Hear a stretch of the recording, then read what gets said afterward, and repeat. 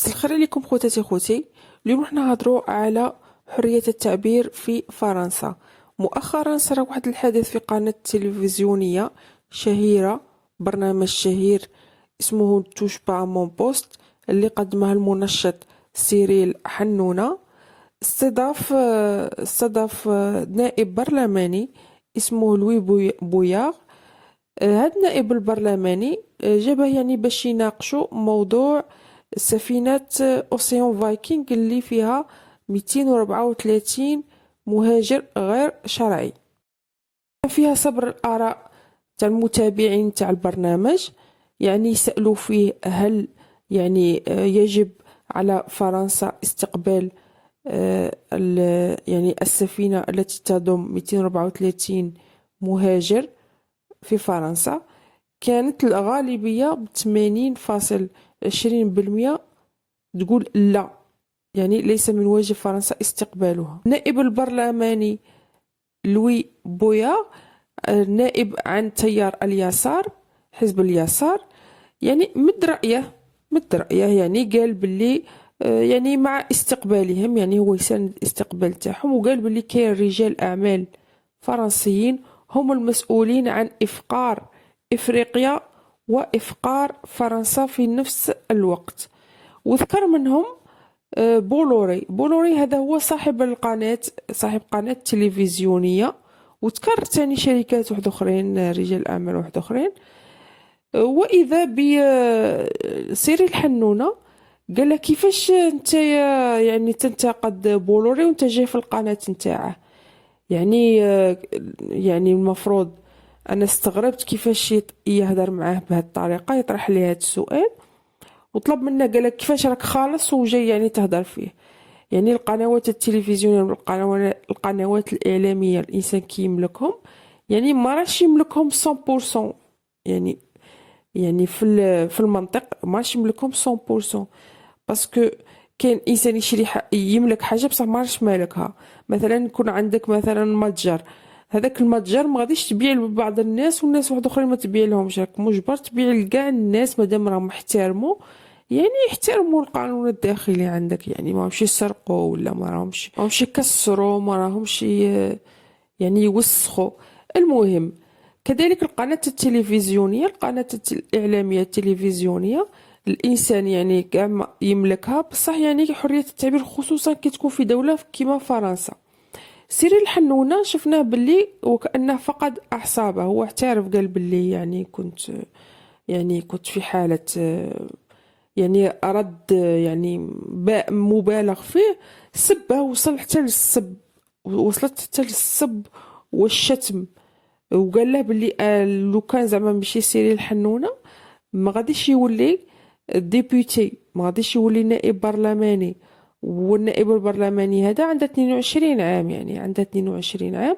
في البدايات نتاعها ملي كان يقرا في الليسي كان يهضر يعني على مادة لاميونت اللي كانت موجودة، يعني مادة مسرطنة اللي ما تكونش في البنايات السكنية، وخصوصا في البنايات يعني اللي تكون معدة للتدريس، يعني هتأثر على يعني صحة التلاميذ على المدى البعيد. ويدافع على حقوق الطلبة والآراء نتاعو، يعني لا نستغربها مادام هو من تيار اليسار. أفكاره ماشي شرط الناس توافق عليها، ولكن تناقش باحترام.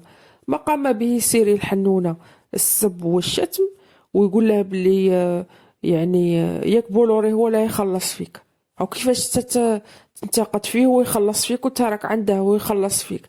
يعني هذا الكلام وهذه الطريقة يعني ما شفناهاش، يعني انا بعد شخصيا ما شفتهاش يعني حتى في دول العالم النامي، اللي نقولوا ما فيهاش حرية التعبير، ويعني وما سمعناش يعني كيما هكا. يعني دركا رانا نشوفوا تزاوج المال والسلطة والإعلام، يعني راه مكاش حرية التعبير. ويقول له باللي هذا سير حنونة يقول له أنا ما نبصقش في اليد اللي وكلتني، تسمى انت مادام وكلوك مادام مدولك تسمى انت كاع ما تنتقدهمش. هي وراه حرية التعبير وراه الوظيفة نتاعك كإعلامي، الوظيفة تاعك كإعلامي اللي خاصك تكون محايد.